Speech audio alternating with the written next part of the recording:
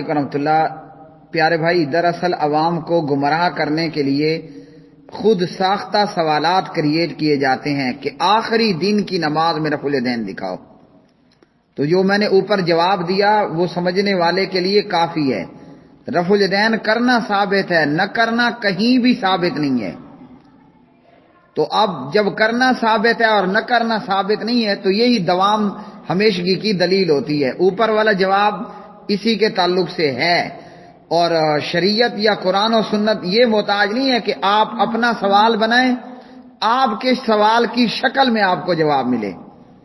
تو اس لیے یہ جو سوال کریٹ کیا جاتا ہے آخری دن کی نماز ہو اس میں رفع الیدین دکھائیں، حدیث موجود ہے اس پر، اور میں آپ کو اس کی کاپی بھی یہاں بھیج رہا ہوں۔ لیکن یاد رکھیے کہ جب ایک چیز کا کرنا ثابت ہے اور نہ کرنا کہیں سے بھی ثابت نہیں صحیح سند کے ساتھ، تو وہ کیا ہوتا ہے؟ وہ آخری دن ہی ہوتا ہے۔ اب آخری دن کی جب دکھائی جائے گی آخری رکعت میں دکھائیں، تو یہ کوفیوں والے سوالات ہوتے ہیں، سوال بذات خود غلط ہے۔